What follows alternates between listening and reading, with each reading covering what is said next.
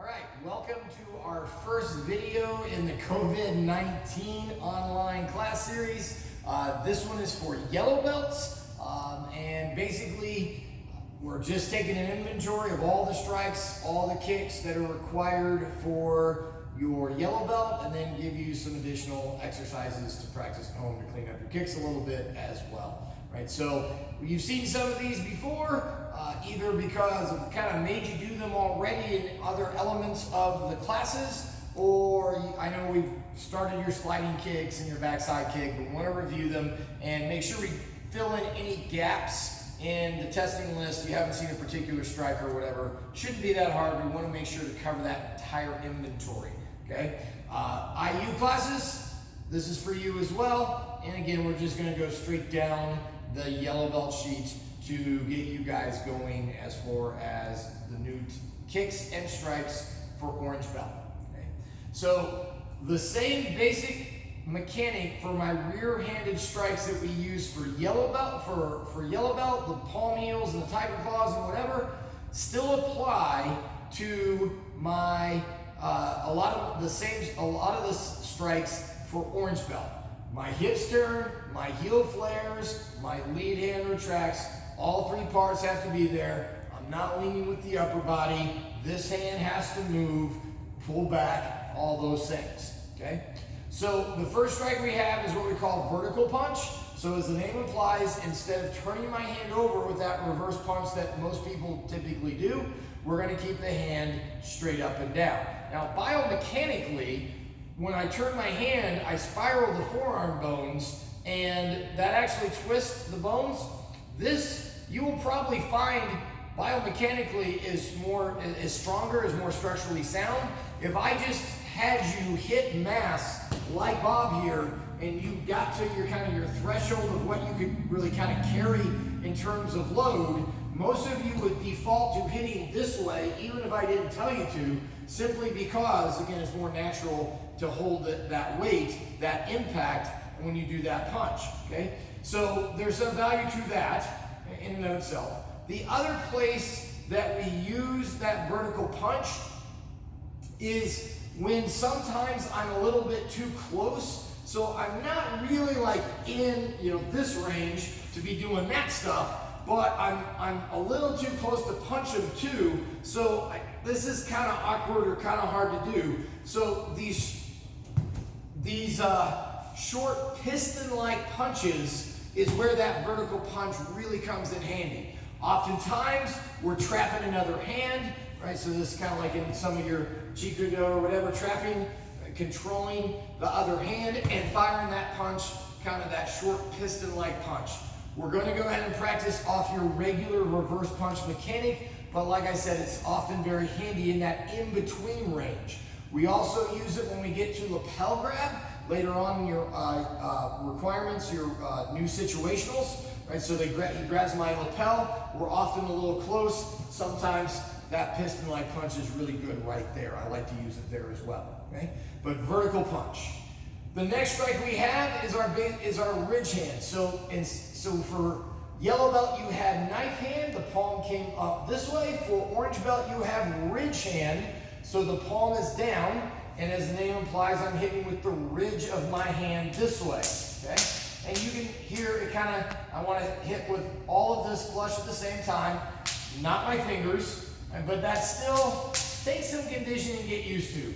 Everybody talks about like that going right into the temple, but got to be really darn good not to miss and break your hand, right? So this, for us, another way to hit the neck, especially like if I'm going to clothesline and then take him the rest of the way down. Hard to take Bob down because he doesn't actually have legs, okay? But this clothesline-like effect coming in this way, or sometimes like there's other times like a shot to the groin this way in close, where it's just the angle is conducive to hitting with this part of the hand, okay? So again, it's a handy shape, but I definitely want to be hitting kind of something softer with this part of the hand, nothing very hard. Okay? The mechanics though for our orange belt test is just punching straight out, just like we did for our knife hand. I'm not trying to cut their head off, nor am I trying to do it this way either. Okay? Ridge hand strike. Next one is hammer fist, one of my favorites. hips turn, heel flares, but now I add a little bit of tricep extension. So as the name implies, I'm hammering down with this part of my fist here. Okay? So I could be striking into the collarbone this way. That's a very good strike. I've already kind of had you play with it, like when we come out arms pinned and you come out and they're bent over, it's a great time to come down on like the base of the skull and just hammer down there. Or you are basically just winding up and spiking their nose off their face. And that just 3, 4 of those right on the side of the face, right on the nose, okay? So mechanics are the same, hips turn, heel flares, a little bit of out and down. Okay? The last strike you have off your backhand is your uppercut. So the uppercut for Hapkido is a little different. So like if we're in close, like we were boxing, your boxing uppercut is a beautiful strike for when you're in close, right? So you're in really here, we're swinging, I'm in close range, throwing that in deep shovel hook or uppercut underneath. That's a great strike. Okay? But Hapkido is supposed to be a longer range martial art. I don't want to be that close to them. Okay? So given that, we have a longer range uppercut that I also want you to be able to do. So what I'm doing is my front hand is going to check down, and my backhand is going to come up and over, so the end result is my hand is underneath my elbow, this way. Okay? I don't bring it around, I don't let it flip over, I check, and I punch this up and over the top. So if Bob had arms, was reaching for me, punching, or whatever, I would block, or even if his hands were just up in a fighting stance, I would check, I would clear that hand down and create a line to come over the top of that uppercut, okay? So I don't want, it's not this, besides being obscene, right? Basically that meant that I took their arm and actually ran it into my arm, I blocked myself, right? I clear, I seal his arms down, and I come over the top. Okay? Now the part that I'm super particular about, okay, is when we turn our punch, when we do our reverse punch, sometimes we have a tendency to kind of drop into it. And yes, there's a term we call grounding our punches, and we want to be connected to the ground and have a good solid base. But sometimes this is kind of dropping. Okay? So now when we do the uppercut, I get this. How am I going to have power going up and out if my body is falling down? So rather, and this is more conceptual than physical, like don't show your secret, but for right now, I really want you to kind of feel how you crouch and then stand up out of the leg into that uppercut. Okay? So you can make it a little exaggerated for now, but as I'm checking down, I kind of crouch down, then I can stand up into that punch. Hip still turns, heel still flares as I stand up into it. But again, I want that little bit of crouch before I stand up into it this way. Okay? So those are all your rear hand strikes. We got a few off the front hand, but those are all your rear hand strikes for orange belt. Once again, vertical punch, ridge hand, hammer fist, check, uppercut. If you haven't already done so, press pause, do like 10 of each of one of those on both sides. Okay, I trust that you actually did that and that you're not a bunch of slackers or liars. So I'm assuming that we're moving on from after doing that. The next set of strikes we have is off our front hand, and I know you've pretty much already done these a little bit already, but they're on the sheet, so we're going to break them down a little more specifically. The first one is your basic jab. So when we throw a good clean jab, I don't mean your Taibo jab, where you're just flinging the arm out that way. A good jab, my elbow stays down behind my hand, I drive my jab straight out. And it could be a palm heel, it could be a fist, I don't care about the hand attachment as you do that, okay? But it's not this flinging motion this way.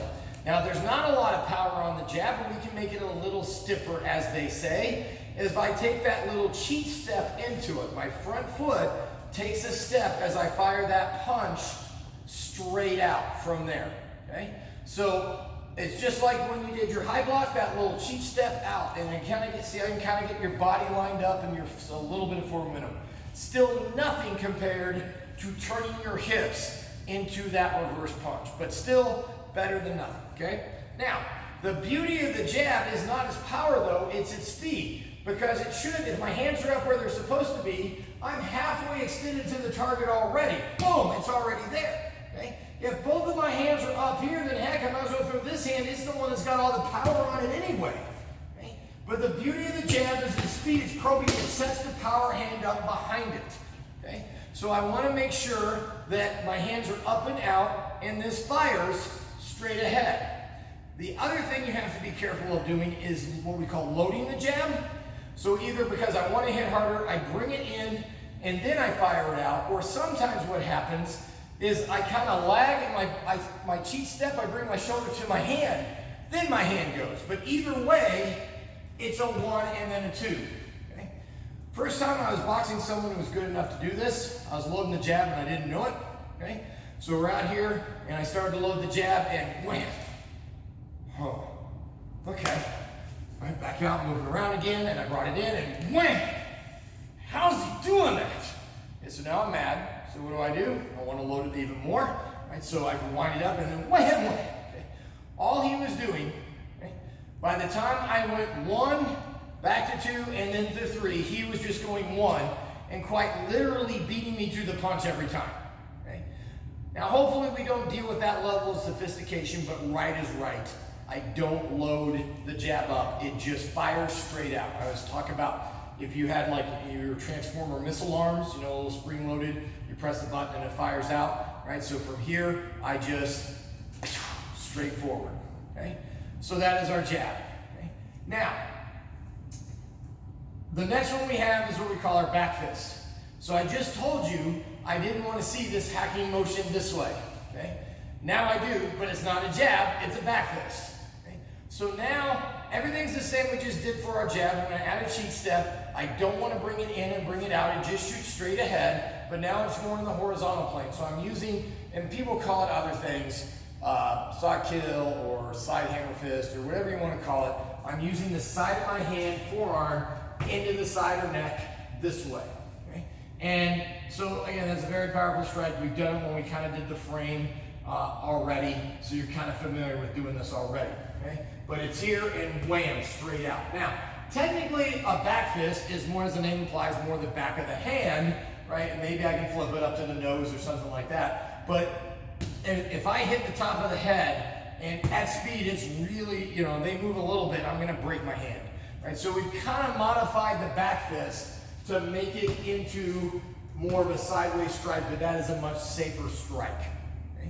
Now, we also have, your last one on your belt sheet is what we call side knife, okay?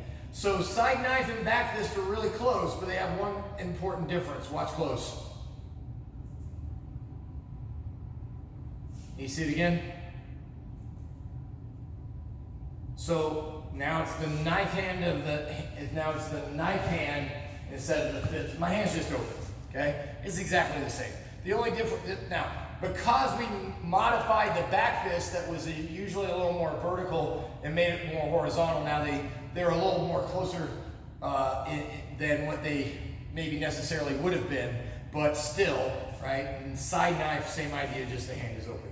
Now, when we test for our orange belt, the other thing that challenge becomes is now we have a lot of extra, you know, now we've got knife hand and ridge hand and side knife, and that's a lot of knives and hands, and people kind of get confused which hand goes which way with those or whatever. So just from a terminology standpoint, make sure you keep straight which ones are which, okay? So those are our strikes for orange belt. Go ahead and do that back fist, side knife, and clean up your basic jab. Press pause, do that about 10 each side, and then we'll move on to kicks. Okay, so hopefully you went ahead and you stretched out a little bit, okay? But we're going to go over our orange belt kicks, do some stretch kicks and crescent kicks if you haven't already done so. The first kick that we're going to look at is what we call our shin kick. It looks like basically like a soccer push pass. All you're going to do is skim along the ground like this, okay? Here, this way. I'm hitting with the instep. And as the name implies, it's going to the shin. Now, if you kick someone in the shin, they're probably not going to run away or something like that. But everybody's kind of hit their shin on the corner of a table.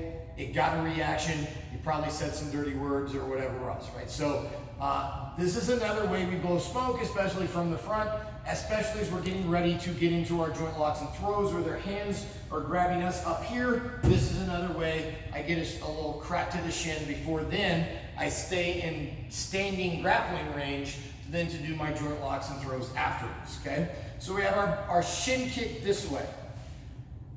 It's a little peculiar, but we also have our back shin kick. So instead of coming this way, I'm going to come around the other side of my leg, the direction my back is facing, and I'm going to do a back shin kick the other way, okay?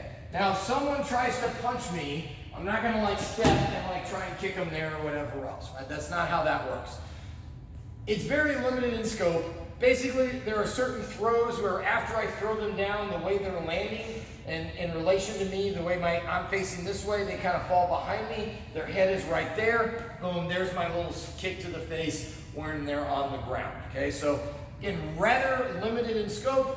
Whenever later on we get to those chances where you get to use it, everybody gets pretty excited because you finally get a chance to use that back shin kick, okay? But, like I said, a little limited in scope, but it also introduces another important concept that we're going to use in a minute when we talk about our back side kick.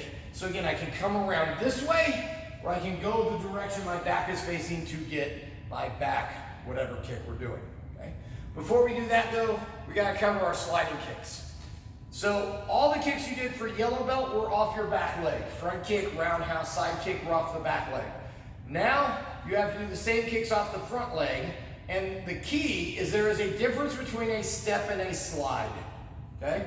So, when I do my sliding kick, the key is this pendulum motion, okay? So, it's as if there's a bar or a stick connecting my feet, so they have to move equidistantly.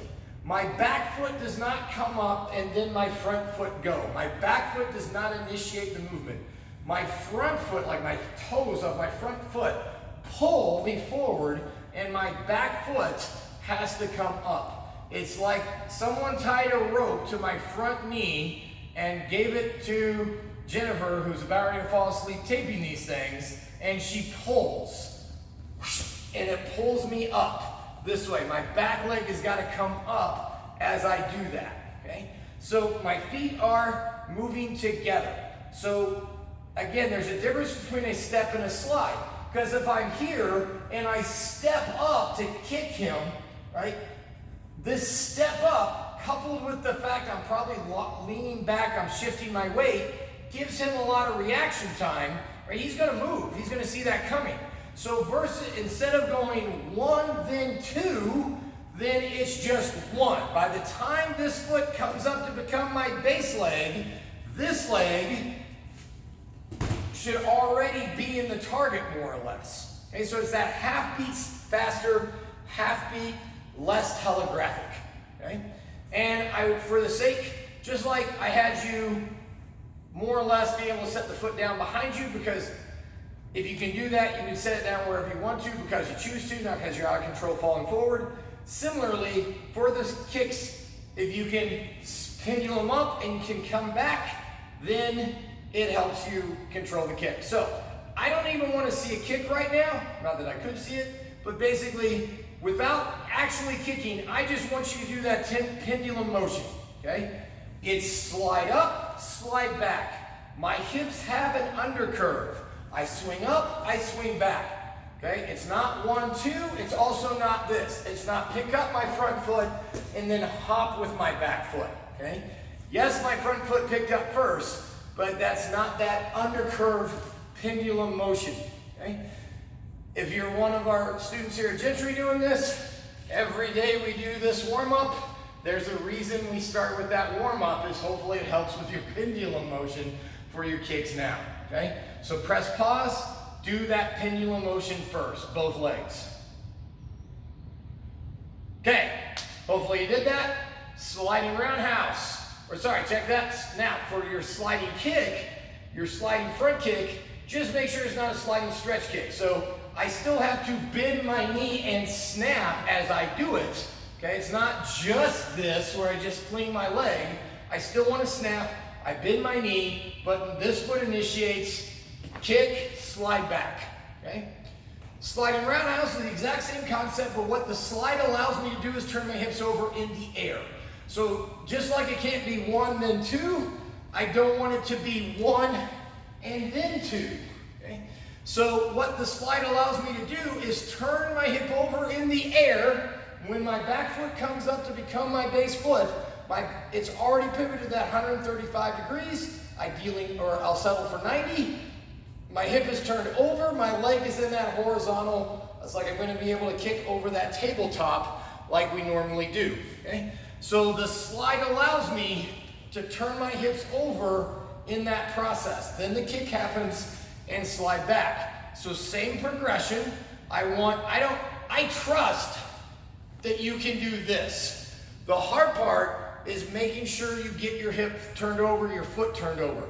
So without even finishing the kick, I want like 5 more times. I just want to see you slide up and check. You're like a dog at a fire hydrant, okay? Base foot's turned, leg straight across, and then I come up.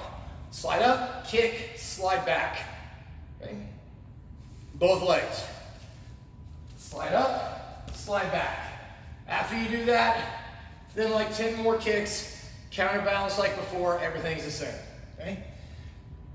Guess what's next? Sliding side kick. Now, actually, before we do that, we're gonna do what we call step side kick, okay? So my base leg is going to come up, but I'm going to take a step and I'm gonna point my heel towards the target. That turns this hip over so that I can stomp out and do a good driving side kick in the middle of that kick, okay? Or, forget I said that, we're just rolling. This is not a very quality production, I'm sorry, okay? But, so I step behind, I turn my hip, and I stomp out, okay? Make sure I step behind, not in front. And what that does though, to do a side kick, right, I have to bring my leg, we talked about I have to cross that midline, I have to bring everything across the line over here, okay? Actually, I should have done it like this, okay? If I'm kicking with my right leg, everything has to come across the right side this way. Now, basically, instead of bringing my right leg across to my left, now I bring my left leg behind my right, and that still turns my hip over so that I can drive. It's hard to do, it's not impossible, but to do a roundhouse kick from here, I literally have to bring the leg back around and kick and do that. I've seen people do it, but you really shouldn't, okay? Now, that's the step version where it is 1, 2. But as said, we are trying to do a slide, right? So instead of going 1, then 2, we're going to slide. Both feet are going to move at the same time. So it's just 1 and like 1.5, because the chamber takes a little longer to do it. But basically, I'm doing the exact same thing. As I'm sliding, my hip is turning over, my base foot is pivoting. So when I slide up, my chamber is this. My heel is pointing to the target, and the best cue I can give you is your front knee comes to your back shoulder. I come up and across this way. Once that happens, then I can drive out from there. Just like a regular roundhouse and side kick, if I leave any part of my foot behind, it's not going to go straight out. I have to bring this knee to my back shoulder. This foot comes slightly behind as I come up, and then it drives out from there. So here, and this is the one where you can send people flying, okay? That is your sliding side kick. Last kick is your backside kick. Backside kick has 3 parts, okay? And it is called turn, look, and then I drive around from there, okay? Basically, like we said for the back shin kick, for side kick, I can bring the leg around this way, or I can turn around this way and get to basically the same position to kick out from there. But what it is not is it is not a lot of circular momentum. That's a different kick. Arguably one of the signature kicks of Hapkido, but that's not the kick we're doing yet. You do that next rank, okay? So it is not a spin, it is still a linear kick. Okay, so from the profile, watch my hips. This still comes up and drives straight out. And then I rechamber and come back down. So again, your mantra is turn, look, and drive, okay? I turn with my front heel, pointed towards the target. I look, just like any other side kick, right? If I were kicking, if that was the leg I'm standing on, right? If I were kicking with this leg, I've got to bring this heel and point it towards the target. So now I turn the heel. I'm going to look over my back shoulder. That helps me get my shoulders around to see where I'm kicking. And then my knee comes up and drives out. It doesn't kind of swing up this way. I still need to bring my knee up towards my chest so I can do a good linear kick. Turn, look, drive. And then complete the revolution and set it back down. But try to rechamber the kick as you set it back down, okay? So even if we were in class, as you learn this kick, I would make you do a bunch of them, literally saying to yourself, turn, look, drive, and making sure you have all those parts, okay? So, practice your sliding kicks. If you haven't already done so, all 3 versions. Your sliding roundhouse, your sliding side kick, and then break down the back side kick. Turn, look, drive. If you haven't already been pressing pause, do that now, and I'll give you the next part. Okay, so hopefully you're not lying. You actually did it. Turn, look, drive. We just need to smooth that out and drive those things. So do a few more of that. Now, last thing is, let's talk about, we talked about the how, why would we do, let's talk about the why. When would we do the backside kick? It is a very handy kick, but it is very contextual. There's a time and a place to do it. And then there's a time and place it isn't a great idea to do it, okay? So as a general rule, I don't want to turn my back to my opponent just straight off the bat so they can punch me in the spine or kidneys or brainstem or whatever else or whatever, okay? So obviously that's not a great idea as a general rule, okay? It is almost always out of combination or something else is going on, okay? So for example, okay, and let me back up and say that a lot of times it has a little more sport application, but sometimes that sport application can still be kind of handy for us too, okay? So let's say I'm just really close to them and I mean all the other things that I could be doing, right? But let's say I just really, really want to kick him. Well, like all my other kicks, my hips come forward and I have no room to kick. What the backside kick allows me to do is turn and lean back a little bit because my hips are not coming forward, but because they're coming around, I have a lot more room to get that kick off. Right, so a lot of times in Taekwondo, for example, we're here, we're in the clinch, boom, and there's the shot on the break. You got to do a little jump as you do it to create the distance, but right, that's a liver shot. Right, that's a knockout. Okay, that will drop people. You catch them right in the liver. It's a really powerful shot. In fact, I had a girl, one of my top men students and lady students were sparring, and he caught her. It's one of his signature kicks. And he caught her right here, and she went unconscious, like completely dropped on the ground. Like I had to put her in the recovery position. She woke up and was like, what happened? Okay? I had to Google it. I had no idea you could actually go unconscious from that. I mean, I've seen in plenty of fights where it just shuts the body down. You have to take a knee. You can't function. I mean, things are closing off, but not going to absolute sleep. right? So it'll stop fights in MMA or whatever else. It'll drop people. I've never seen it actually make someone go night-night, but it did that time. So again, it's still a powerful shot, okay? So off the clinch there, okay? Another way that we do something similar, okay? And it's a little more traditional, okay? But this is Jihan Jay, arguably the founder of Hapkido. This was his way of doing it, okay? Was after I throw some type of attack up high, right? So again, this is a close range kick. So normally I'd have to be a lot further away in kicking range, but this allows me to do it from in close. So we would normally be here, so I can do my back fist to the face or something like that, and Bob would flinch if he had arms, right? So his arms come up to block or react to that face shot. That leaves all this open down here. So one of the combinations I learned with Grandmaster Jihan Jay, right, is he would have us fire the back fist high and then come low with the backside kick underneath the arms that got raised, okay? So again, to the liver side to get that KO. So I fake high and come around, hit that heel right in the liver right there. So that's a good combination. So you want to go ahead and throw that a few times just for giggles. It kind of helps if you have a reference point. If you can get someone, if you can con a roommate or somebody into standing there for you and feeding you the reaction, just again, obviously stop short, okay? If you don't have a bob or a power line to hit, or just kick a wall, just don't put a hole in it or whatever, right? Don't lose your damage deposit in your apartment or whatever. But if you want to kind of work that combination, fake high with the front hand, come low with the backside kick. That's a pretty cool combination, okay? Another example is, let's say Bob had legs and he was throwing that roundhouse kick as it came around this way.